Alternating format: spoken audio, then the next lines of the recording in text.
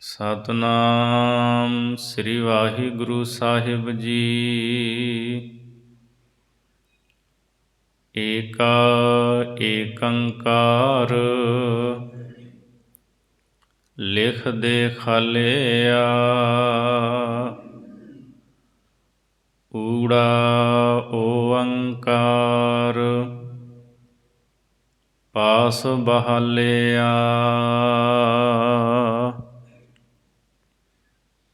ਸਤਨਾਮ ਕਰਤਾਰ ਨਿਰਭਉ ਭਾਲਿਆ।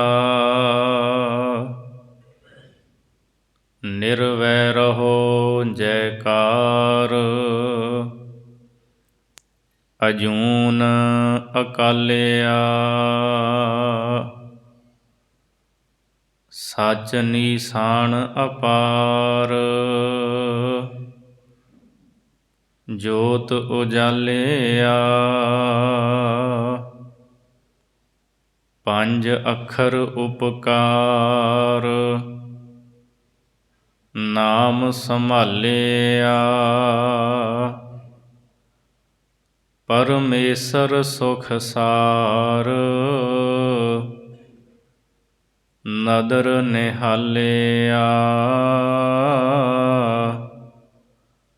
ਨੌ ਅੰਗ ਸੁਨ ਸੁਮਾਰ ਸੰਗ ਨਿਰਾਲਿਆ। ਨੀਲ ਅਨੀਲ ਵਿਚਾਰ ਪਿਰਮ ਪਿਆਲਿਆ। ਨੌ ਅੰਗ ਸੁਨ ਸੁਮਾਰ ਸੰਗ ਨਿਰਾਲਿਆ। ਨੀਲ ਅਨੀਲ ਵਿਚਾਰ ਪਿਰਮ ਪਿਆਲਿਆ। ਵਾਹਿਗੁਰੂ ਜੀ ਕਾ ਖਾਲਸਾ ਵਾਹਿਗੁਰੂ ਜੀ ਕੀ ਫਤਿਹ। ਪਰਮ ਸਤਿਕਾਰਯੋਗ ਚਵਰ ਛਤਰ ਤਖਤ ਦੇ ਮਾਲਕ ਦਸਾਂ ਪਾਤਸ਼ਾਹੀਆਂ ਦੀ ਜੋਤ ਧੰਨ ਸਤਿਗੁਰੂ ਸ੍ਰੀ ਗੁਰੂ ਗ੍ਰੰਥ ਸਾਹਿਬ ਸੱਚੇ ਪਾਤਸ਼ਾਹ ਜੀ ਦੀ ਪਵਿੱਤਰ ਹਜ਼ੂਰੀ ਦੇ ਅੰਦਰ ਹਾਜ਼ਰੀਆਂ ਭਰ ਰਹੀ ਸਤਿਗੁਰਾਂ ਦੀ ਸਾਜੀ ਨਿਵਾਜੀ ਗੁਰੂ ਰੂਪ ਸਾਧ ਸੰਗਤ ਜੀ, ਆਪ ਜੀ ਅੰਮ੍ਰਿਤ ਵੇਲੇ ਤੋਂ ਸ੍ਰੀ ਸੁਖਮਨੀ ਸਾਹਿਬ ਦੇ ਜਾਪ ਸਰਵਣ ਕਰ ਰਹੇ ਸੀ। ਸੋ ਆਓ ਭਾਈ ਗੁਰਦਾਸ ਜੀ ਦੀਆਂ ਵਾਰਾਂ ਦੀ ਚੱਲ ਰਹੀ ਲੜੀਵਾਰ ਵਿਚਾਰ ਦੇ ਨਾਲ ਜੁੜੀਏ। ਤੀਸਰੀ ਵਾਰ ਦੀ 15ਵੀਂ ਪੌੜੀ ਦਾ ਪਾਠ ਆਪ ਜੀ ਨੇ ਸਰਵਣ ਕੀਤਾ ਹੈ। ਭਾਈ ਗੁਰਦਾਸ ਜੀ ਨੇ ਇਸ ਪੌੜੀ ਦੇ ਅੰਦਰ ਮੂਲ ਮੰਤਰ ਦੇ ਭਾਵ ਅਰਥ ਗੁਹਜ ਅਰਥ ਸਾਨੂੰ ਸਾਰਿਆਂ ਨੂੰ ਦੱਸੇ ਹੈ। ਪਰਮਾਤਮਾ ਇੱਕ ਹੈ, ਸਾਰਿਆਂ ਦਾ ਪ੍ਰਕਾਸ਼ਕ ਹੈ। ਜਦੋਂ ਅਸੀਂ ਸਤਿਗੁਰੂ ਦੇ ਬਖਸ਼ਿਸ਼ ਕੀਤੇ ਹੋਏ ਮੂਲ ਮੰਤਰ ਦਾ ਅਭਿਆਸ ਕਰਦੇ ਹਾਂ, ਭਾਈ ਗੁਰਦਾਸ ਸਾਹਿਬ ਜੀ ਕਹਿੰਦੇ ਜਿਵੇਂ ਅੰਕ ਦੇ ਅੱਗੇ ਸਿਫਰ ਲਾਇਆ, ਜ਼ੀਰੋ ਲਾਇਆ, ਉਹਦੀ ਗਿਣਤੀ 10 ਗੁਣਾ ਵੱਧ ਜਾਂਦੀ ਹੈ। ਫਿਰ ਅਖੀਰ ਵੱਧਦੀ ਉਹ ਬੇਸ਼ੁਮਾਰ ਹੋ ਜਾਂਦੀ, ਅਣਗਿਣਤ ਹੋ ਜਾਂਦੀ ਹੈ। ਜਿਹੜੇ ਪਰਮਾਤਮਾ ਦਾ ਸਿਮਰਨ ਕਰਦੇ ਹੈ, ਗੁਰੂ ਬਖਸ਼ੇ ਸ਼ਬਦ ਦਾ ਅਭਿਆਸ ਕਰਦੇ ਹੈ, ਉਹ ਵੀ ਫਿਰ ਗਿਣਤੀ ਤੋਂ ਹੁੰਦੇ ਹੋਏ ਅਣਗਿਣਤ ਹੋ ਜਾਂਦੇ ਹੈ। ਅਖੀਰ ਉਹ ਬੇਅੰਤ ਪਰਮਾਤਮਾ ਦੇ ਵਿੱਚ ਸਮਾ ਜਾਂਦੇ ਹੈ। ਜਿਵੇਂ ਪਰਮਾਤਮਾ ਬੇਅੰਤ ਹੈ, ਬੇਅੰਤ ਦੇ ਵਿੱਚ ਲੀਨ ਹੋ ਕੇ ਉਹ ਵੀ ਬੇਅੰਤਤਾ ਨੂੰ ਪ੍ਰਾਪਤ ਕਰ ਜਾਂਦੇ ਹੈ। ਸੋ ਆਓ ਭਾਈ ਗੁਰਦਾਸ ਸਾਹਿਬ ਜੀ ਦੇ ਪਾਵਨ ਅੰਮ੍ਰਿਤ ਬਚਨਾਂ ਦੀ ਵਿਚਾਰ ਸਰਵਣ ਕਰੀਏ। ਵਾਹਿਗੁਰੂ ਸਾਹਿਬ ਜੀ ਏਕਾ ਏਕੰਕਾਰ ਲਿਖ ਦੇ ਖਾਲਿਆ। ਭਾਈ ਗੁਰਦਾਸ ਸਾਹਿਬ ਜੀ ਫਰਮਾਉਂਦੇ ਨੇ, ਗੁਰਸਿੱਖੋ, ਸਭ ਤੋਂ ਪਹਿਲੋਂ ਅਸੀਂ ਜਦੋਂ ਗੁਰੂ ਨਾਨਕ ਸਾਹਿਬ ਮਹਾਰਾਜ ਜੀ ਦੇ ਉਚਾਰਨ ਕੀਤੇ ਮੂਲ ਮੰਤਰ ਵੱਲ ਨਜ਼ਰ ਮਾਰਦੇ ਹਾਂ, ਵੇਖਦੇ ਹਾਂ, ਤੇ ਸਭ ਤੋਂ ਪਹਿਲਾਂ ਸਾਨੂੰ ਏਕਾ ਪਾਇਆ ਸਤਿਗੁਰੂ ਦਾ ਨਜ਼ਰ ਆਉਂਦਾ ਹੈ। ਇੱਕ ਓਅੰਕਾਰ। ਇੱਕ ਕਿਵੇਂ ਲਿਖਿਆ ਹੈ? ਗਿਣਤੀ ਦਾ ਏਕਾ ਪਾਇਆ ਮਹਾਰਾਜ ਨੇ, ਕਿਉਂਕਿ ਲਿਖਣ ਵਿੱਚ ਇੱਦਾਂ ਵੀ ਲਿਖਿਆ ਜਾਂਦਾ, ਈੜੀ ਨੂੰ ਸਿਹਾਰੀ ਤੇ ਕੱਕਾ ਇੱਕ, ਪਰ ਮਹਾਰਾਜ ਨੇ ਉੱਥੇ ਇਸ ਤਰ੍ਹਾਂ ਨਹੀਂ, ਸਤਿਗੁਰੂ ਨੇ ਗਿਣਤੀ ਦਾ, ਅੰਕਾਂ ਦਾ ਇੱਕ ਪਾਇਆ ਹੈ। ਜੋ ਗਣਤ ਦੇ ਵਿੱਚ ਅਸੀਂ ਅੱਖਰ ਵਰਤਦੇ ਹਾਂ ਨਾ ਗਿਣਤੀ ਦੇ, ਉਹਨਾਂ ਦੇ ਵਿੱਚੋਂ ਏਕਾ ਪਾਇਆ ਸਤਿਗੁਰੂ ਗੁਰੂ ਨਾਨਕ ਸਾਹਿਬ ਜੀ ਨੇ। ਪਰਮਾਤਮਾ ਇੱਕ ਹੈ। ਈੜੀ ਸਿਹਾਰੀ ਕੱਕਾ ਸਤਿਗੁਰੂ ਪਾਉਂਦੇ ਵਿਦਵਾਨਾਂ ਨੇ ਪਤਾ ਨਹੀਂ ਕੀ ਅਰਥ ਕੱਢਣੇ ਸੀ, ਵੀ ਇੱਕ ਸਿਹਾਰੀ ਇੱਕ ਈੜੀ ਅੱਗੇ ਕੱਕਾ ਆ ਗਿਆ, ਕੀ ਪਤਾ ਉਹਨਾਂ ਨੇ ਅਰਥ ਨਹੀਂ ਸੀ ਕਰ ਦੇਣੇ ਵੀ ਤਿੰਨ ਦੇਵਤੇ ਨੇ। ਨਹੀਂ, ਸਤਿਗੁਰੂ ਨੇ ਏਕਾ ਗਿਣਤੀ ਦਾ ਪਾਇਆ। ਏਕਾ ਏਕੰਕਾਰ ਲਿਖ ਦੇ ਖਾਲਿਆ। ਏਕਾ ਮਹਾਰਾਜ ਨੇ ਲਿਖਿਆ ਹੈ ਵੀ ਉਹ ਪਰਮੇਸ਼ਰ ਇੱਕ, ਉਹ ਆਕਾਰ ਵਾਲਾ, ਇਹ ਸਤਿਗੁਰੂ ਨੇ ਲਿਖ ਕੇ ਵਿਖਾਲਿਆ ਹੈ। ਆਰੰਭ ਵਿੱਚ ਇੱਕ ਜਿਹੜਾ ਲਿਖਿਆ ਹੈ, ਇਹ ਲਿਖ ਕੇ ਇੱਕ ਪਰਮੇਸ਼ਰ ਦਾ ਮਹਾਰਾਜ ਨੇ ਇੱਕੋ ਸਰੂਪ ਦਿਖਾਇਆ ਹੈ। ਭਾਵ ਇਹ ਹੈ ਵੀ ਉਹ ਪਰਮੇਸ਼ਰ ਇੱਕ ਹੈ। ਇਹ ਨਹੀਂ ਵੀ ਇਸ ਸ੍ਰਿਸ਼ਟੀ ਦਾ ਪਰਮੇਸ਼ਰ ਵੱਖਰਾ, ਕਿਸੇ ਹੋਰ ਸ੍ਰਿਸ਼ਟੀ ਦਾ ਪਰਮੇਸ਼ਰ ਵੱਖਰਾ, ਨਹੀਂ। ਜੇ ਕੋਈ ਹੋਰ ਬ੍ਰਹਿਮੰਡ ਹੈ ਤਾਂ ਉਹਦਾ ਵੀ ਪਰਮਾਤਮਾ ਇੱਕ ਹੀ ਹੈ। ਜਿਹੜਾ ਇੱਥੋਂ ਦਾ ਮਾਲਕ ਹੈ, ਉੱਥੋਂ ਦਾ ਮਾਲਕ ਵੀ ਉਹੀ ਹੈ। ਕੋਟ ਬ੍ਰਹਿਮੰਡ ਕੋ ਠਾਕੁਰ ਸੁਆਮੀ, ਸਰਬ ਜੀਆਂ ਕਾ ਦਾਤਾ ਰੇ, ਪ੍ਰਤ ਪਾਲੈ ਨਿਤ ਸਾਰ ਸੰਭਾਲੈ, ਇੱਕ ਗੁਣ ਨਹੀਂ ਮੂਰਖ ਜਾਤਾ ਰੇ। ਪਾਤਸ਼ਾਹ ਜੀ ਕਹਿੰਦੇ ਨੇ ਉਹ ਕਰੋੜਾਂ ਬ੍ਰਹਿਮੰਡਾਂ ਦਾ ਮਾਲਕ ਹੈ, ਇੱਕ ਦਾ ਨਹੀਂ। ਸੋ ਮਹਾਰਾਜ ਨੇ ਜੋ ਮੂਲ ਮੰਤਰ ਦੇ ਵਿੱਚ ਪਹਿਲਾ ਅੱਖਰ ਇੱਕ ਲਿਖਿਆ ਹੈ, ਫਿਰ ਅੱਗੇ ਊੜੇ ਦਾ ਮੂੰਹ ਖੁੱਲ੍ਹਾ ਅਸੀਂ ਉਹਨੂੰ ਪੜ੍ਹਦੇ ਹਾਂ ਓਅੰਕਾਰ। ਪਹਿਲਾ ਲਿਖਿਆ ਏਕਾ, ਇਹ ਕਹਿੰਦਾ ਹੈ ਪਰਮੇਸ਼ਰ ਇੱਕ ਹੈ, ਇੱਕੋ ਪਰਮੇਸ਼ਰ ਦਾ ਸਵਰੂਪ ਸਤਿਗੁਰੂ ਨੇ ਏਕਾ ਲਿਖ ਕੇ ਵਿਖਾਇਆ ਹੈ। ਊੜਾ ਓਅੰਕਾਰ ਪਾਸ ਬਹਾਲਿਆ। ਇੱਕ ਤੋਂ ਅੱਗੇ ਫਿਰ ਊੜਾ ਹੈ।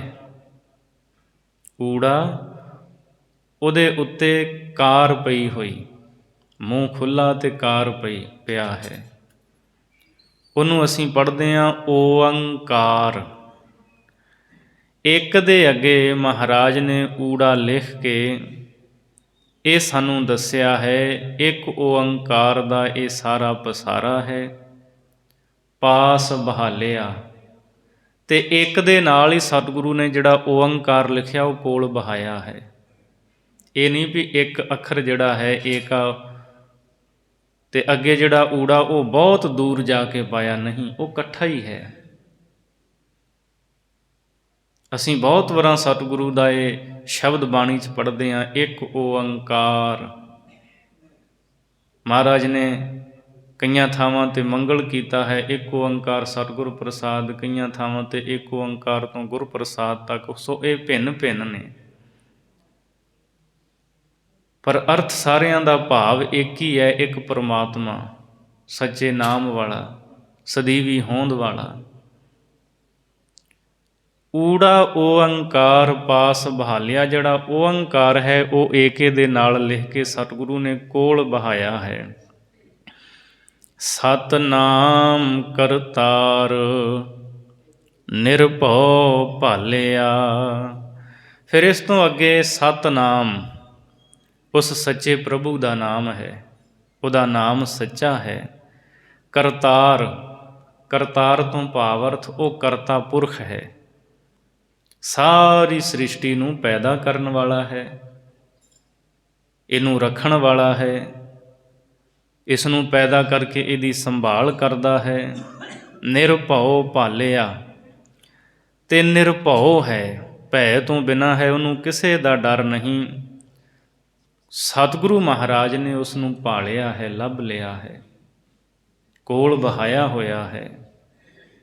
ਇੱਕ ਓੰਕਾਰ ਸਤਿਨਾਮ ਕਰਤਾ ਪੁਰਖ ਨਿਰਭਉ, ਜੋ ਪਰਮੇਸ਼ਰ ਹੈ ਨਾ, ਮਹਾਰਾਜ ਨੇ ਉਸ ਨੂੰ ਭਾਲਿਆ ਹੈ, ਹਿਰਦੇ ਦੇ ਵਿੱਚ ਸਾਖਿਆਤਕਾਰ ਕੀਤਾ ਹੈ। ਨਿਰਵੈਰਹੁ ਜੈਕਾਰ ਅਜੂਨ ਅਕਾਲਿਆ। ਅੱਗੇ ਫਿਰ ਸਤਿਗੁਰੂ ਨੇ ਲਿਖਿਆ ਨਿਰਵੈਰ, ਪਰਮਾਤਮਾ ਨਿਰਵੈਰ, ਵੈਰ ਤੋਂ ਰਹਿਤ ਹੈ, ਉਹਦਾ ਕਿਸੇ ਨਾਲ ਵੈਰ ਨਹੀਂ, ਨਾ ਉਹ ਕਿਸੇ ਨਾਲ ਈਰਖਾ ਕਰਦਾ ਹੈ, ਨਾ ਉਹਨੂੰ ਕਿਸੇ ਦਾ ਸਾੜਾ ਹੈ।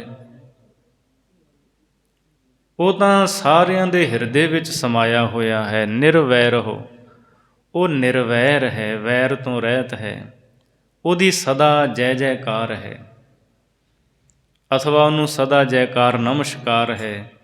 ਅਜੂਨ ਅਕਾਲਿਆ, ਜੂਨਾਂ ਤੋਂ ਰਹਿਤ ਹੈ। ਜਿਵੇਂ ਵੱਖ ਵੱਖ ਜੂਨਾਂ ਨੇ ਨਾ, ਪਸ਼ੂ ਜੂਨੀ ਹੋ ਗਈ, ਹੋਰ ਕਈ ਕੀੜੇ ਮਕੌੜੇ, ਇਹ ਮਨੁੱਖ ਜੂਨੀ।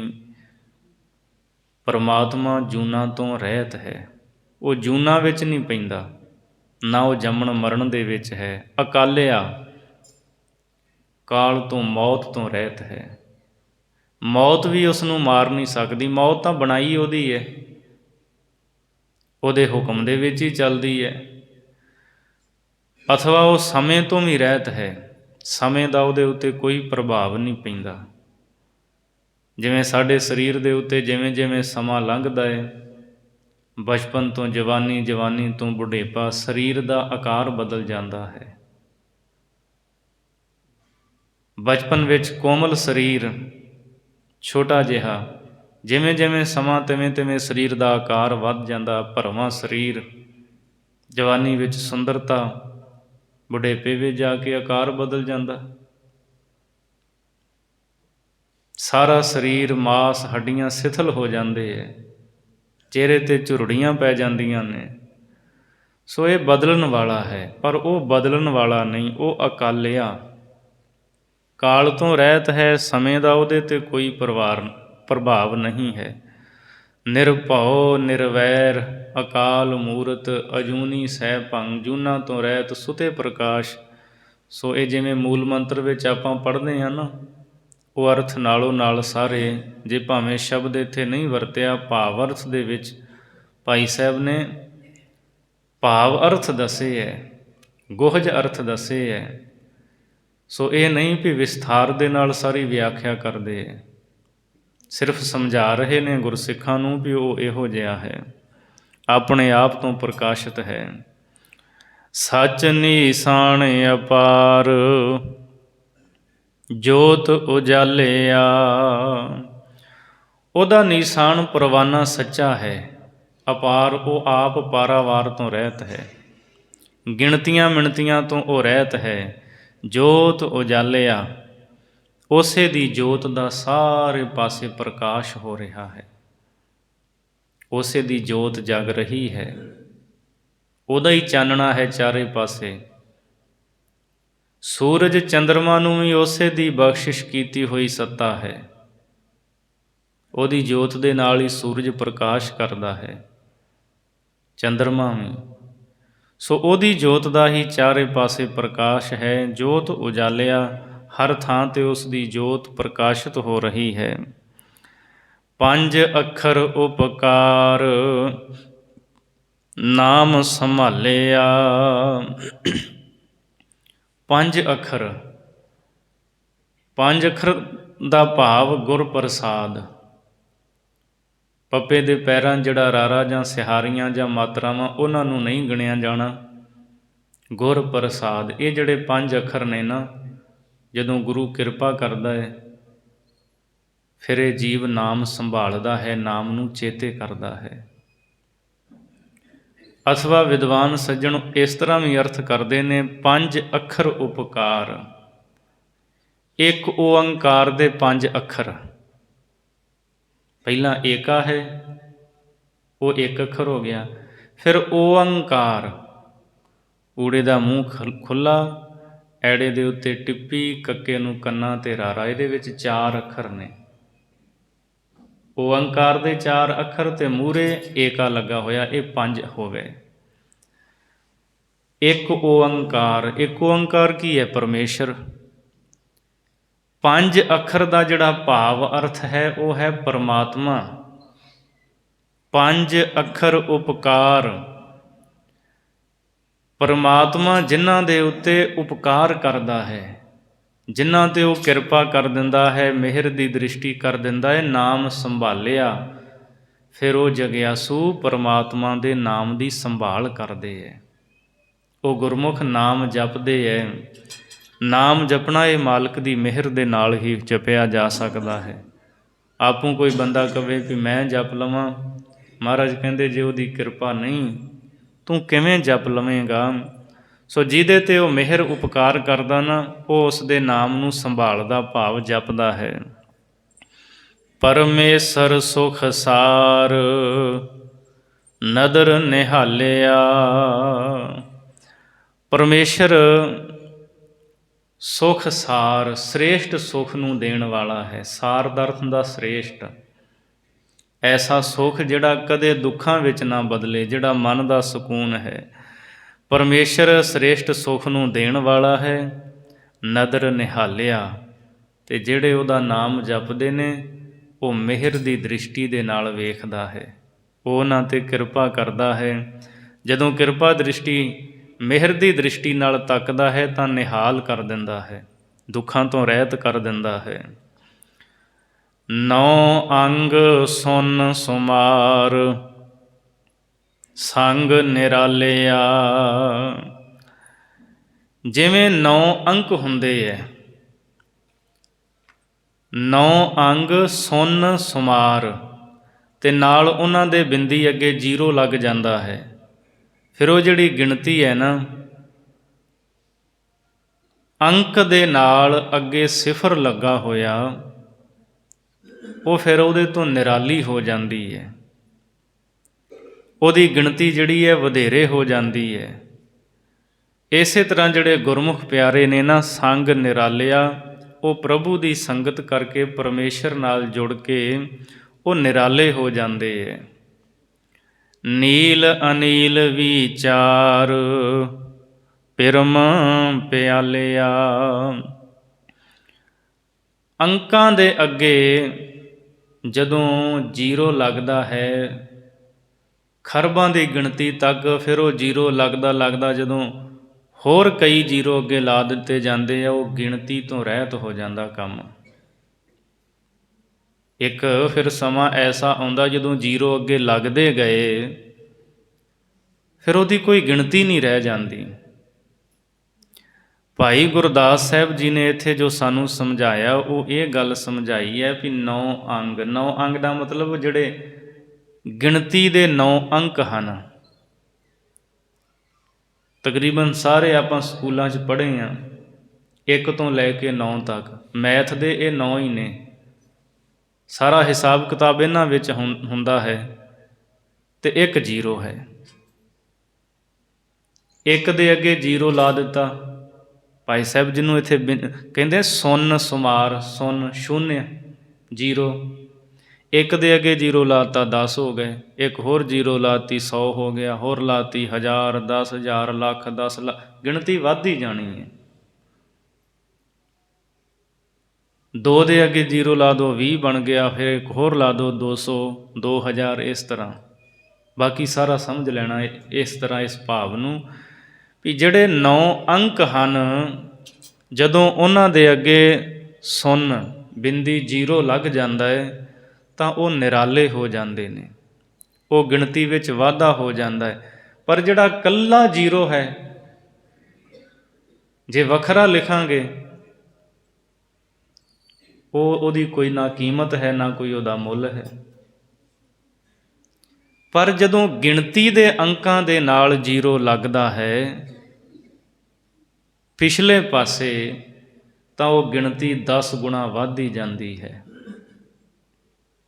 ਪਰ ਜੇ ਗਿਣਤੀ ਦੇ ਮੂਹਰੇ ਲਾ ਦੇਵੋਗੇ ਤਾਂ ਵੀ ਉਹ ਇੱਕ ਨੇ, ਇੱਕ ਦੇ ਜੇ ਸਾਹਮਣੇ ਜ਼ੀਰੋ ਲਾਤਾ ਅਗਲੇ ਪਾਸੇ, ਉਹਨੇ ਇੱਕ ਹੀ ਰਹਿਣਾ, 10 ਨਹੀਂ ਹੋਣਾ। ਭਾਈ ਗੁਰਦਾਸ ਸਾਹਿਬ ਜੀ ਕਹਿੰਦੇ ਇਸੇ ਤਰ੍ਹਾਂ ਸਤਿਗੁਰੂ ਦਾ ਬਖਸ਼ਿਆ ਜਿਹੜਾ ਮੂਲ ਮੰਤਰ ਹੈ, ਸਤਿਗੁਰੂ ਦਾ ਬਖਸ਼ਿਆ ਜਿਹੜਾ ਨਾਮ ਹੈ, ਉਹ 9 ਅੰਕਾਂ ਦੀ ਨਿਆਈ ਹੈ। ਤੇ ਗੁਰਸਿੱਖਾਂ ਦੀ ਜਿਹੜੀ ਸੰਭਾਲ ਹੈ ਨਾ, ਉਹ ਜ਼ੀਰੋ ਹੈ। ਜਦੋਂ ਗੁਰਸਿੱਖ ਨਾਮ ਨੂੰ ਸੰਭਾਲਦੇ ਆ ਫਿਰ 10 ਗੁਣਾ ਗਿਣਤੀ ਵੱਧ ਜਾਂਦੀ ਹੈ, 10 ਗੁਣਾ ਵਧੇਰੇ ਸੁੱਖ ਮਿਲਦੇ ਨੇ। ਹੋਰ ਚੇਤੇ ਕਰਦੇ ਨੇ ਪਰਮੇਸ਼ਰ ਦੇ ਨਾਮ ਨੂੰ, ਫਿਰ 10 ਗੁਣਾ ਗਿਣਤੀ ਵੱਧ ਜਾਂਦੀ ਹੈ। ਇਸ ਤਰ੍ਹਾਂ ਜਿਵੇਂ ਅੰਕਾਂ ਦੇ ਅੱਗੇ ਜ਼ੀਰੋ ਲੱਗਣ ਦੇ ਨਾਲ ਗਿਣਤੀ ਵੱਧਦੀ ਜਾਂਦੀ ਹੈ, ਮਨੁੱਖ ਜਿਵੇਂ ਜਿਵੇਂ ਪਰਮਾਤਮਾ ਦਾ ਸਿਮਰਨ ਕਰਦਾ ਹੈ, ਨਾਮ ਜਪਦਾ ਹੈ, ਸਦੀਵੀ ਸੁੱਖ ਉਹਦੇ ਜੀਵਨ ਵਿੱਚ ਵੱਧਦਾ ਜਾਂਦਾ ਹੈ, ਪ੍ਰਫੁੱਲਤ ਹੁੰਦਾ ਜਾਂਦਾ ਹੈ। ਨੀਲ ਅਨੀਲ ਵਿਚਾਰ ਪਿਰਮ ਪਿਆਲਿਆ। ਨੀਲ ਇੱਕ ਗਿਣਤੀ ਦਾ ਨਾਮ ਹੈ, ਖਰਬ ਤੋਂ ਅੱਗੇ ਦੀ ਗਿਣਤੀ ਨੂੰ ਨੀਲ ਕਿਹਾ ਜਾਂਦਾ ਹੈ। ਪਰ ਜਦੋਂ ਅੱਗੇ ਵੱਧਦੀ ਜਾਵੇ ਫਿਰ ਅਨੀਲ, ਫਿਰ ਗਿਣਤੀ ਮੁੱਕ ਜਾਂਦੀ ਅਣਗਿਣਤ। ਭਾਈ ਗੁਰਦਾਸ ਜੀ ਕਹਿੰਦੇ ਜਿਵੇਂ ਅੰਕਾਂ ਦੇ ਅੱਗੇ ਲੱਗੇ ਹੋਏ ਜ਼ੀਰੋ ਪਹਿਲੋਂ ਗਿਣਤੀ ਵਿੱਚ ਨੇ, ਫਿਰ ਉਹ ਅਨੀਲ ਅਣਗਿਣਤ ਹੋ ਜਾਂਦੇ ਹੈ। ਕਹਿੰਦੇ ਜਿਵੇਂ ਇਹ ਅੰਕਾਂ ਦੀ ਵਿਚਾਰ ਹੈ ਨਾ, ਇਸੇ ਤਰ੍ਹਾਂ ਸਿਮਰਨ ਕਰਨ ਵਾਲੇ ਗੁਰਮੁਖ ਪਿਆਰਿਆਂ ਦੀ ਵਿਚਾਰ ਹੈ। ਪਿਰਮ ਪਿਆਲਿਆ, ਪਿਆਰੇ ਦੇ ਪ੍ਰੇਮ ਪਿਆਲੇ ਨੂੰ ਪੀ ਕੇ ਉਹ ਫਿਰ ਜੋ ਬੇਅੰਤ ਹੈ, ਅਣਗਿਣਤ ਹੈ, ਗਿਣਤੀ ਮਿਣਤੀ ਤੋਂ ਰਹਿਤ ਹੈ ਪਰਮੇਸ਼ਰ, ਉਹਦੇ ਵਿੱਚ ਗੁਰਮੁਖ ਪਿਆਰੇ ਜਿਹੜੇ ਨੇ ਅਭੇਦ ਹੋ ਜਾਂਦੇ ਨੇ। ਉਹ ਵੀ ਬੇਅੰਤਤਾਈ ਨੂੰ ਪ੍ਰਾਪਤ ਕਰ ਲੈਂਦੇ ਹੈ ਪਰਮੇਸ਼ਰ ਦੇ ਨਾਮ ਨੂੰ ਜਪ ਕੇ।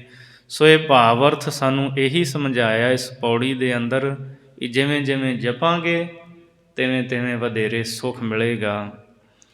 ਹੁਣ ਅਗਲੀ ਤੀਜੀ ਵਾਰ ਦੀ 16ਵੀਂ ਪੌੜੀ ਵਿੱਚ ਭਾਈ ਗੁਰਦਾਸ ਜੀ ਨੇ ਸਤ ਸੰਗਤ ਦੇ ਵਿੱਚ ਮਿਲ ਕੇ ਸਾਰੇ ਇੱਕ ਹੋ ਜਾਂਦੇ ਹੈ। ਚਾਰੇ ਵਰਣ ਜਿਹੜੇ ਨੇ ਨਾ, ਬ੍ਰਾਹਮਣ, ਖੱਤਰੀ, ਵੈਸ਼ ਤੇ ਸ਼ੂਦਰ, ਜਦੋਂ ਇਹ ਸਤ ਸੰਗਤ ਦੇ ਵਿੱਚ ਮਿਲਦੇ ਹੈ ਫਿਰ ਇੱਕ ਗੁਰਮੁਖੀ ਬਣ ਜਾਂਦੇ ਸਾਰੇ। ਸੰਗਤ ਵਿੱਚ ਮਿਲਿਆ ਨਾ ਕੋਈ ਬ੍ਰਾਹਮਣ ਰਹਿੰਦਾ, ਨਾ ਵੈਸ਼, ਨਾ ਖੱਤਰੀ, ਨਾ ਸ਼ੂਦਰ, ਫਿਰ ਇੱਕ ਹੋ ਜਾਂਦੇ ਹੈ। ਉਹ ਸਾਨੂੰ ਸਮਝਾਉਂਦੇ ਹੈ, ਚਾਰ ਵਰਨ ਸਤ ਸੰਗ ਗੁਰਮੁਖ ਮਿਲਿਆ। ਮਨੁ ਸਿਮਰਤੀ ਨੇ ਮਨੁੱਖ ਦੀ ਜਿਹੜੀ ਵੰਡ ਕੀਤੀ ਹੈ ਇੱਥੇ ਦੀ, ਉਹਦੇ 4 ਹਿੱਸੇ ਬਣਾ ਦਿੱਤੇ, ਇੱਕ ਬ੍ਰਾਹਮਣ, ਇੱਕ ਖੱਤਰੀ, ਇੱਕ ਵੈਸ਼, ਇੱਕ ਸ਼ੂਦਰ। ਅਤੇ ਉਹਨਾਂ ਦੇ ਜਿਹੜੇ ਕੰਮ ਸੀ ਨਾ, ਜੋ ਜੋ ਕੰਮ ਕਰਨਾ, ਉਹ ਵੀ ਅੱਡੋ ਅੱਡ ਦੱਸ ਦਿੱਤੇ, ਨਿਯਤ ਕਰ ਦਿੱਤੇ। ਕੁਝ ਕੰਮ ਜਿਹੜੇ ਉਹ ਰਾਖਵੇਂ ਰੱਖੇ ਵੀ ਇਹਨੂੰ ਬ੍ਰਾਹਮਣ ਹੀ ਕਰ ਸਕਦਾ, ਖੱਤਰੀ ਨਹੀਂ ਕਰ ਸਕਦਾ। ਆਹ ਕੰਮ ਬ੍ਰਾਹਮਣ ਹੀ ਕਰ ਸਕਦਾ, ਇਹਨੂੰ ਵੈਸ਼ ਜਾਂ ਸ਼ੂਦਰ ਤਾਂ ਹੱਥ ਹੀ ਨਹੀਂ ਲਾ ਸਕਦਾ, ਇਹ ਕੰਮ ਕਰ ਹੀ ਨਹੀਂ ਸਕਦਾ। ਸਤਿਗੁਰੂ ਮਹਾਰਾਜ ਜੀ ਨੇ ਸਾਨੂੰ ਸਮਝਾਇਆ ਹੈ ਇੱਥੇ ਸਾਰੇ ਇੱਕ ਬਰਾਬਰ ਨੇ। ਚਾਰ ਵਰਨ ਸਤ ਸੰਗ ਗੁਰਮੁਖ ਮੇਲਿਆ। ਚਾਰੇ ਵਰਨ ਸਤ ਸੰਗਤ ਦੇ ਵਿੱਚ ਜਦ ਆ ਕੇ ਮਿਲਦੇ ਹੈ ਤਾਂ ਫਿਰ ਉਹ ਇੱਕ ਹੋ ਜਾਂਦੇ ਹੈ, ਗੁਰਮੁਖ ਬਣ ਜਾਂਦੇ ਹੈ। ਗੁਰਮਤਿ ਨੂੰ ਜਦੋਂ ਅਸੀਂ ਪੜ੍ਹਦੇ ਹਾਂ, ਸਤਿਗੁਰੂ ਦੇ ਸਿਧਾਂਤ ਨੂੰ ਜਦੋਂ ਅਸੀਂ ਜਾਣਦੇ ਹਾਂ, ਤਾਂ ਸਾਨੂੰ ਪਤਾ ਲੱਗਦਾ ਹੈ ਮਹਾਰਾਜ ਨੇ, ਗੁਰੂ ਨਾਨਕ ਸਾਹਿਬ ਜੀ ਨੇ ਜਿਸ ਸਤ ਸੰਗਤ ਨੂੰ ਜਨਮ ਦਿੱਤਾ ਹੈ, ਇਸ ਸਤ ਸੰਗਤ ਦੇ ਵਿੱਚ ਮਿਲ ਕੇ ਚਾਰੇ ਵਰਨਾਂ ਦੇ ਲੋਕ ਗੁਰਮੁਖ ਬਣ ਜਾਂਦੇ ਹੈ। ਸਤ ਸੰਗਤ ਦੇ ਵਿੱਚੋਂ ਗੁਰਮੁਖ ਹੋ ਕੇ ਨਿਕਲਦੇ ਹੈ। ਜਾਣ ਤੰਬੋ ਲਹੋ ਰੰਗ ਗੁਰਮੁਖ ਚੇਲਿਆ। ਇੱਥੇ ਚੇਲਿਆ ਤੋਂ ਭਾਵ ਜਿਹੜਾ ਨਾ ਗੁਰਮੁਖਾਂ ਦਾ ਚਾਲਾ, ਉਹਨਾਂ ਦੇ ਜੀਵਨ ਜਿਉਣ ਦਾ ਰੰਗ ਢੰਗ। ਜਾਣ ਤੰਬੋਲਹੁ ਰੰਗ, ਕਹਿੰਦੇ ਜਿਵੇਂ ਤੰਬੋਲ ਪਾਨ ਦਾ ਰੰਗ। ਦੁਨੀਆ ਵਿੱਚ ਕਈ ਲੋਕ ਪਾਨ ਖਾਂਦੇ ਹੈ, ਮੁੱਖ 4 ਚੀਜ਼ਾਂ ਮਿਲਾ ਕੇ ਪਾਨ ਬਣਾਇਆ ਜਾਂਦਾ ਹੈ। ਉਹਦੇ 'ਚ ਕੱਥ ਪੈਂਦੀ ਹੈ, ਸੁਪਾਰੀ, ਚੂਨਾ ਅਤੇ ਪਾਨ, ਜਿਹੜਾ ਪਾਨ ਦਾ ਪੱਤਾ ਹੁੰਦਾ ਹੈ। ਇਹ ਚਾਰ ਚੀਜ਼ਾਂ ਮਿਲਾ ਕੇ ਦਿੰਦੇ ਹੈ। ਕੱਥ ਇੱਕ ਖੈਰ ਦਾ ਰੁੱਖ ਹੀ ਹੁੰਦਾ ਹੈ, ਉਹਦੀਆਂ ਜੜ੍ਹਾਂ ਇਤਿਆਦਿਕ ਟਾਹਣੀਆਂ ਬਹੁਤ ਜ਼ਿਆਦਾ ਗਾੜਾ, ਜਿਹੜਾ ਕਾੜਾ ਬਣਾਇਆ ਜਾਂਦਾ ਉਹਦਾ, ਉਹ ਪਾਨ ਵਿੱਚ ਪਾਉਂਦੇ ਹੈ। ਭਾਈ ਗੁਰਦਾਸ ਜੀ ਕਹਿੰਦੇ ਇਹ ਜਿਹੜੀਆਂ ਚਾਰ ਚੀਜ਼ਾਂ ਨੇ ਨਾ, ਇਹ ਮਿਲ ਕੇ ਫਿਰ ਇਹਨਾਂ 'ਚੋਂ ਇੱਕ ਰੰਗ ਲਾਲ ਰੰਗ ਪੈਦਾ ਹੁੰਦਾ ਹੈ। ਪਾਨ ਖਾਣ ਵਾਲਿਆਂ ਦਾ ਕਦੇ ਮੂੰਹ ਵੇਖਿਓ ਲਾਲ ਰੰਗ ਨਾਲ ਭਰਿਆ ਹੁੰਦਾ। ਇਹ ਦ੍ਰਿਸ਼ਟਾਂਤ ਦਿੱਤਾ ਭਾਈ ਸਾਹਿਬ ਨੇ। ਜਾਣ ਤੰਬੋਲਹੁ ਰੰਗ ਗੁਰਮੁਖ ਚੇਲਿਆ, ਕਹਿੰਦੇ ਜਿਵੇਂ ਉਹ ਚਾਰ ਚੀਜ਼ਾਂ ਮਿਲ ਕੇ ਇੱਕ ਲਾਲ ਰੰਗ ਬਣਦਾ ਨਾ, ਇਸੇ ਤਰ੍ਹਾਂ ਗੁਰੂ ਨਾਨਕ ਸਾਹਿਬ ਜੀ ਦੀ ਸਤ ਸੰਗਤ ਦੇ ਵਿੱਚ ਚਾਰੇ ਵਰਨ ਉਹ ਇੱਕ ਬਣ ਜਾਂਦੇ ਆ ਗੁਰਮੁਖ। ਉਹ ਚਾਰ ਚੀਜ਼ਾਂ ਮਿਲੀਆਂ, ਇੱਕ ਰੰਗ ਲਾਲ ਪੈਦਾ ਹੋਇਆ। ਅਤੇ ਇੱਥੇ ਸਤ ਸੰਗਤ ਦੇ ਵਿੱਚ ਜਦੋਂ ਚਾਰੇ ਵਰਨ ਮਿਲੇ ਤਾਂ ਪ੍ਰੇਮ ਦਾ ਰੰਗ ਪੈਦਾ ਹੋਇਆ। ਗੁਰਮੁਖਾਂ ਦਾ ਐਸਾ ਚਾਲਾ ਹੁੰਦਾ ਹੈ, ਇਸ ਤਰ੍ਹਾਂ ਦੇ ਚਾਲ ਚੱਲਣ ਹੁੰਦੇ ਹੈ, ਅਤੇ ਗੁਰਮੁਖ ਜਿਹੜੇ ਨੇ ਨਾ ਉਹ ਮਿਲ ਕੇ ਇਹ ਵਰਨਾਂ ਦੇ ਭੇਦ ਸਾਰੇ ਛੱਡ ਦਿੰਦੇ ਹੈ। ਉੱਥੇ ਕੋਈ ਨਾ ਉੱਚਾ ਨਾ ਕੋਈ ਨੀਵਾਂ, ਸਤ ਸੰਗਤ ਵਿੱਚ ਸਾਰੇ ਇੱਕ ਬਰਾਬਰ ਹੋ ਜਾਂਦੇ ਹੈ। ਪੰਜੇ ਸ਼ਬਦ ਅਭੰਗ ਅਨਹਦ ਕੇਲਿਆ, ਉਹਨਾਂ ਗੁਰਮੁਖਾਂ ਦੇ ਹਿਰਦੇ ਵਿੱਚ ਪੰਜ ਸ਼ਬਦ ਪ੍ਰਗਟ ਹੋ ਜਾਂਦੇ ਹੈ। ਇੱਕ ਰਸ ਉਹ ਆਨੰਦ ਦੇ ਵਿੱਚ ਖੇਡਦੇ ਰਹਿੰਦੇ ਹੈ। ਐਸਾ ਆਨੰਦ, ਐਸਾ ਰਸ ਜਿਹੜਾ ਹੱਦ ਬੰਨੇ ਤੋਂ ਪਰੇ ਹੈ, ਜਿਹਦਾ ਕੋਈ ਉਰਲਾ ਪਰਲਾ ਕਿਨਾਰਾ ਨਹੀਂ ਹੈ। ਸ਼ਬਦ ਸੁਰਤ ਪ੍ਰਸੰਗ ਗਿਆਨ ਸੰਗ ਮੇਲਿਆ, ਸ਼ਬਦ ਅਤੇ ਸੁਰਤ ਦੇ ਮਿਲਾਪੜੇ ਬਣਦੇ ਨੇ ਗੁਰਮੁਖ। ਸੁਰਤ ਨੂੰ ਗੁਰੂ ਦੇ ਸ਼ਬਦ ਵਿੱਚ ਜੋੜ ਕੇ ਰੱਖਦੇ ਹੈ। ਸ਼ਬਦ ਸੁਰਤ ਪ੍ਰਸੰਗ, ਸੋ ਇਹ ਸ਼ਬਦ ਸੁਰਤ ਦਾ ਜੋ ਪ੍ਰਸੰਗ ਹੈ, ਇਹਦੇ ਵਿੱਚ ਟਿਕੇ ਹੋਏ ਗਿਆਨ ਸੰਗ ਮੇਲਿਆ, ਉਹ ਗਿਆਨ ਦੀ ਅਵਸਥਾ ਦੇ ਵਿੱਚ ਜੁੜੇ ਰਹਿੰਦੇ ਹੈ ਜਾਂ ਮਿਲੇ ਰਹਿੰਦੇ ਹੈ। ਸ਼ਬਦ ਦੇ ਨਾਲ ਜਦੋਂ ਉਹਨਾਂ ਨੇ ਸੁਰਤ ਜੋੜੀ, ਗੁਰੂ ਨੇ ਸ਼ਬਦ ਵਿੱਚ ਜੋ ਗਿਆਨ ਬਖਸ਼ਿਆ ਹੈ ਉਹਦੇ ਨਾਲ ਜੁੜ ਜਾਂਦੇ ਹੈ। ਸੋਝੀ ਆ ਜਾਂਦੀ ਹੈ, ਮੈਂ ਕੀ ਕਰਨਾ ਅਤੇ ਕੀ ਨਹੀਂ ਕਰਨਾ। ਸੋ ਗਿਆਨ ਦੇ ਨਾਲ ਸਦਾ ਹੀ ਮਿਲੇ ਰਹਿੰਦੇ ਨੇ ਗੁਰਮੁਖ ਪਿਆਰੇ। ਰਾਗ ਨਾਦ ਸਰਬੰਗ ਅਹਨਿਸ ਭੇਲਿਆ, ਰਾਗ ਨਾਦ ਸਰਬੰਗ, ਗੁਰੂ ਦੇ ਸ਼ਬਦ ਨੂੰ ਗਾਉਣਾ। ਰਾਗ ਨਾਦ ਸ਼ਬਦ ਦੀ ਜੋ ਧੁਨੀ ਹੈ, ਰਾਗ ਨਾਦ ਸਰਬੰਗ, ਉਹਨਾਂ ਦੇ ਗੁਰਮੁਖਾਂ ਦੇ ਸਰੀਰ ਦੇ ਸਾਰੇ ਅੰਗਾਂ ਦੇ ਵਿੱਚ ਗੁਰੂ ਸ਼ਬਦ ਦੀ ਧੁਨੀ ਜਿਹੜੀ ਹੈ ਪੈਦਾ ਹੋ ਜਾਂਦੀ ਹੈ, ਰੌਂ ਪੈਦਾ ਹੋ ਜਾਂਦੀ ਹੈ। ਜਾਂ ਇਉਂ ਕਹਿ ਲਓ, ਉਹਨਾਂ ਦੇ ਸਰੀਰ ਦੇ ਜਿਹੜੇ ਰੋਮ ਨੇ ਉਹ ਵੀ ਜੀਭਾ ਬਣ ਜਾਂਦੇ ਹੈ। ਗੁਰਮੁਖ ਰੋਮ ਰੋਮ ਹਰਿ ਧਿਆਵੈ, ਐਸੇ ਸ਼ਬਦ ਦੇ ਨਾਲ ਜੁੜਦੇ ਨੇ। ਸ਼ਬਦ ਦੀ, ਜਿਹੜਾ ਗੁਰੂ ਦਾ ਸ਼ਬਦ ਹੈ, ਗੁਰੂ ਦੇ ਸ਼ਬਦ ਦੇ ਰਾਗ ਅਤੇ ਨਾਦ ਨਾਲ ਮਿਲ ਕੇ ਇੱਕ ਰਸ ਦਿਨੇ ਰਾਤ ਉਹ ਸ਼ਬਦ ਦੇ ਨਾਲ ਜੁੜੇ ਰਹਿੰਦੇ ਹੈ। ਸ਼ਬਦ ਅਨਾਹਦ ਰੰਗ ਸੁਝ ਇਕੇਲਿਆ, ਸ਼ਬਦ ਦੀ ਜਿਹੜੀ ਅਨਾਹਦ ਧੁਨੀ ਹੈ ਉਹਦੇ ਨਾਲ ਮਿਲ ਕੇ ਰੰਗ ਪ੍ਰੇਮ ਰੰਗ ਵਿੱਚ ਰੰਗੇ ਜਾਂਦੇ ਹੈ।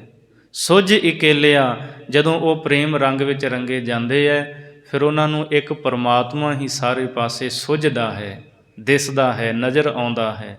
ਸਭ ਮਹਿ ਜੋਤ ਜੋਤ ਹੈ ਸੋਏ, ਤਿਸ ਦਾ ਚਾਨਣ ਸਭ ਮਹਿ ਚਾਨਣ ਹੋਏ।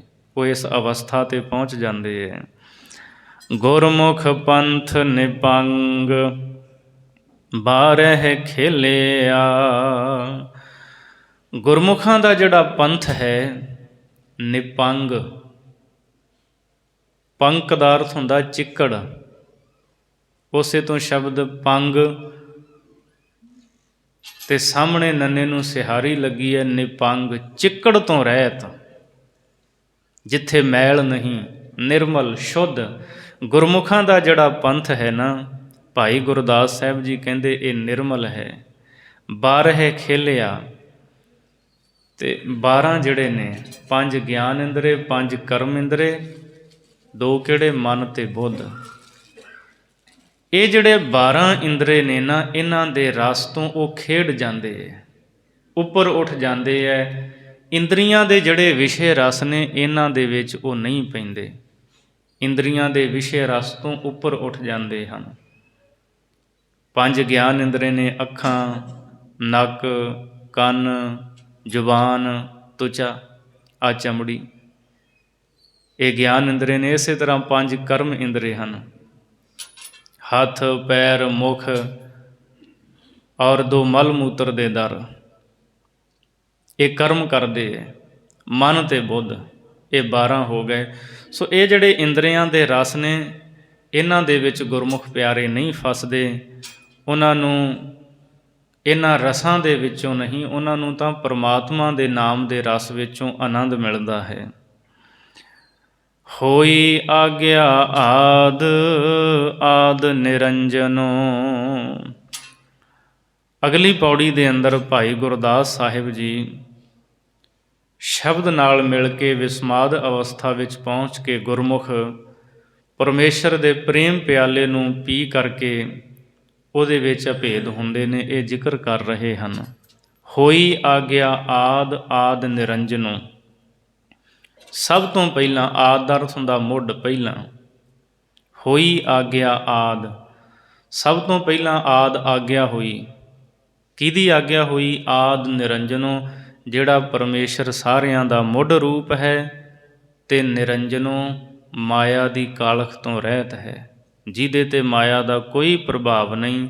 ਉਸ ਪਰਮੇਸ਼ਰ ਦੀ ਆਗਿਆ, ਪ੍ਰਭੂ ਦੀ ਆਗਿਆ ਹੋਈ। ਨਾਦੈ ਮਿਲਿਆ ਨਾਦ ਹਉਮੈ ਭੰਜਨੋ। ਜਦ ਪਰਮੇਸ਼ਰ ਦੀ ਆਗਿਆ ਹੋਈ ਤਾਂ ਗੁਰੂ ਦੇ ਬਖਸ਼ੇ ਹੋਏ ਸ਼ਬਦ ਦੇ ਨਾਲ, ਗੁਰੂ ਦਾ ਸ਼ਬਦ ਕਰਦਾ ਕੀ ਹੈ? ਹਉਮੈ ਭੰਜਨੋ, ਹਉਮੈ ਨੂੰ ਭੰਨ ਦਿੰਦਾ ਹੈ। ਜਿਵੇਂ ਜਿਵੇਂ ਸਿੱਖ ਸ਼ਬਦ ਦਾ ਅਭਿਆਸ ਕਰਦਾ ਹੈ, ਤਿਵੇਂ ਤਿਵੇਂ ਉਹਦੇ ਅੰਦਰੋਂ ਹਉਮੈ ਦੂਰ ਹੁੰਦੀ ਹੈ। ਤਾਂ ਹਉਮੈ ਨੂੰ ਦੂਰ ਕਰਨ ਵਾਲਾ ਜਿਹੜਾ ਗੁਰੂ ਦਾ ਸ਼ਬਦ ਹੈ, ਜਦੋਂ ਸਿੱਖ ਨੇ ਸ਼ਬਦ ਦਾ ਅਭਿਆਸ ਕੀਤਾ ਤਾਂ ਫਿਰ ਉਹ ਬ੍ਰਹਮ ਸ਼ਬਦ ਦੇ ਵਿੱਚ ਜਾ ਮਿਲਿਆ। ਨਾਦੈ ਮਿਲਿਆ ਨਾਦ, ਸ਼ਬਦ ਸ਼ਬਦ ਦੇ ਵਿੱਚ ਅਭੇਦ ਹੋ ਗਿਆ, ਕਿਉਂਕਿ ਸੁਰਤ ਜੁੜ ਗਈ। ਸ਼ਬਦ ਫਿਰ ਸੱਚਖੰਡ ਦੇ ਵਿੱਚ ਹੀ ਇਸ ਸੁਰਤ ਨੂੰ ਲੈ ਗਿਆ, ਜੰਮਣ ਮਰਨ ਉਹਦਾ ਕੱਟਿਆ ਗਿਆ, ਮੁਕਤ ਹੋ ਗਿਆ। ਹਉਮੈ ਨੂੰ ਕੱਟਣ ਵਾਲਾ ਗੁਰੂ ਦਾ ਸ਼ਬਦ ਉਹ ਬ੍ਰਹਮ ਦੇ ਵਿੱਚ ਅਭੇਦ ਹੋ ਗਿਆ। ਬਿਸਮਾਦੈ ਬਿਸਮਾਦ ਗੁਰਮੁਖ ਅੰਜਨੋ। ਗੁਰਮੁਖ ਨੂੰ ਇਹ ਅੰਜਨ ਸੁਰਮਾ ਮਿਲਿਆ ਹੈ। ਸੁਰਮਾ, ਜਿਵੇਂ ਸੁਰਮਾ ਅੱਖਾਂ ਵਿੱਚ ਪਾਇਆ ਜਾਂਦਾ ਹੈ, ਅੱਖਾਂ ਦਾ ਜਾਲਾ ਦੂਰ ਹੋ ਜਾਂਦਾ ਹੈ।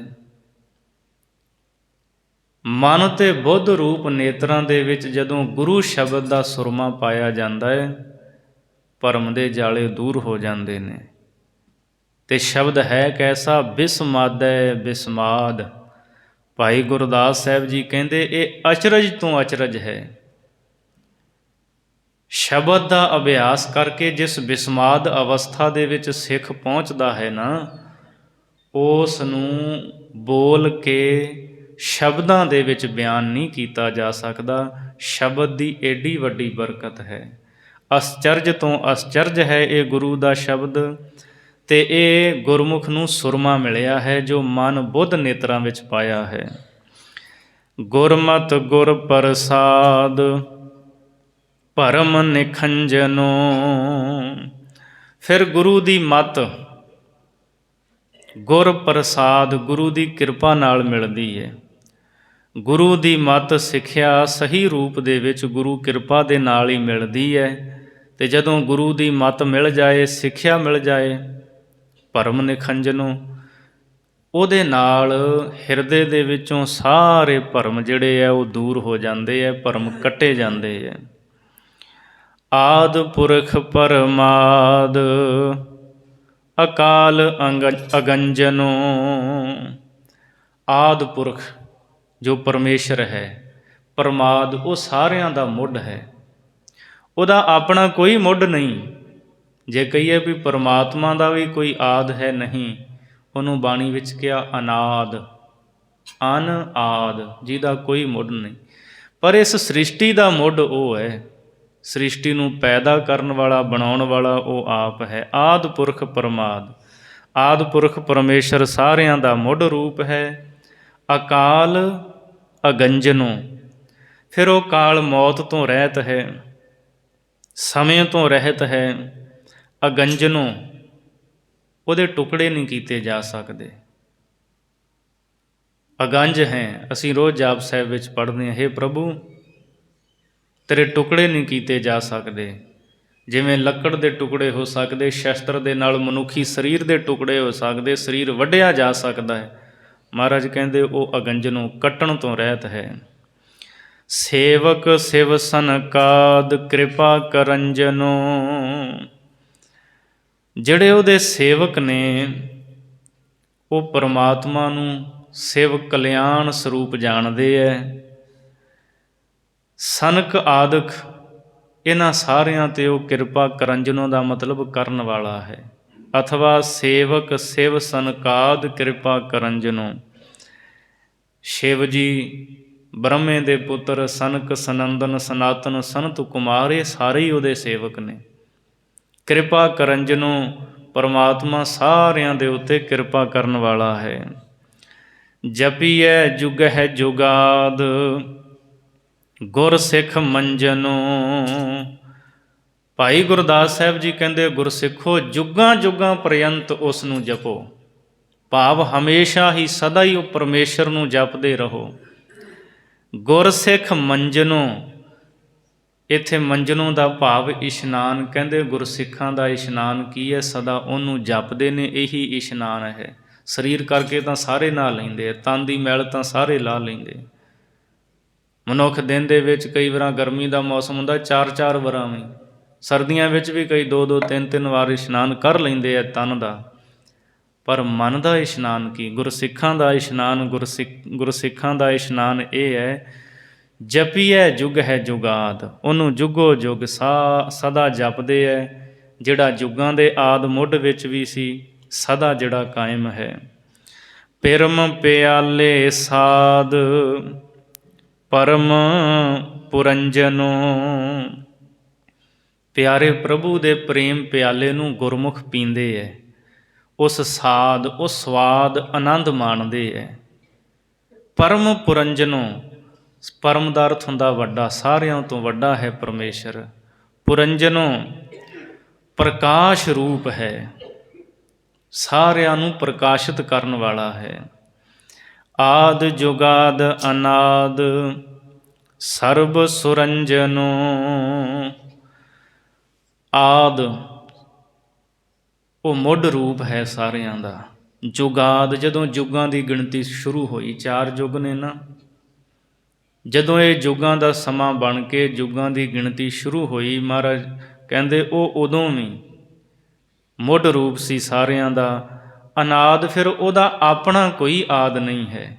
ਜੇ ਕੋਈ ਕਵੇ ਵੀ ਉਹਦੇ ਮੁੱਢ ਸਿਰੇ ਨੂੰ ਕੋਈ ਲੱਭ ਲਵੇ, ਉਹ ਤਾਂ ਬੇਅੰਤ ਹੈ। ਸਰਬ ਸੁਰੰਜਨੋ, ਉਹ ਸਾਰਿਆਂ ਦੇ ਅੰਦਰ ਵਸ ਕੇ ਪ੍ਰਕਾਸ਼ ਕਰਨ ਵਾਲਾ ਹੈ। ਉੱਦਾਂ ਇਹ ਸਰੀਰ ਜੜ ਨੇ, ਆ ਪੱਖੇ ਨੇ, ਲਾਈਟਾਂ, ਇਹ ਸਾਰੀਆਂ ਜੜ ਨੇ। ਜੇ ਲਾਈਟ ਹੀ ਨਾ ਪਿੱਛੋਂ ਆਵੇ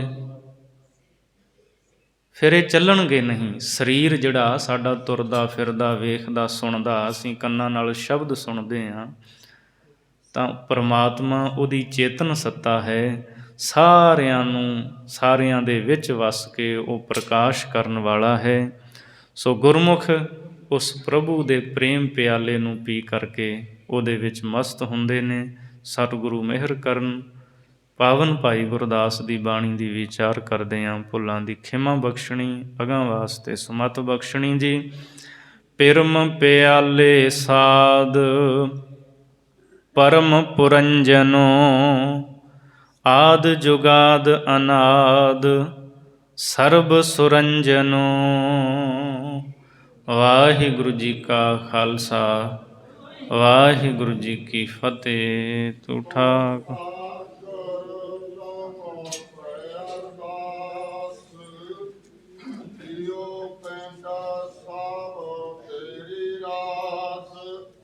ਤੂੰ ਮਾਤ ਪਿਤਾ ਪਰਖ ਤੇਰੇ, ਤੁਮਰੀ ਕਿਰਪਾ ਮੈਂ ਸੁਖ ਨੇਰੇ। ਜੀ ਕੋਈ ਨ ਜਾਣੇ ਤੁਮਰਾ ਅੰਤ, ਉਜੈ ਉਚਾ ਭਗਵੰਤ। ਸਗਲ ਸਮਗਰੀ ਤੁਮਰਾ ਸੂਤਰ ਤਾਰੀ, ਤੁਮ ਤੇ ਹੋ ਆਗਿਆਕਾਰੀ। ਜੇ ਤੁਮਰੇ ਕਾਤ ਨਿਤ ਤੁਮ ਹੀ ਜਾਣੋ,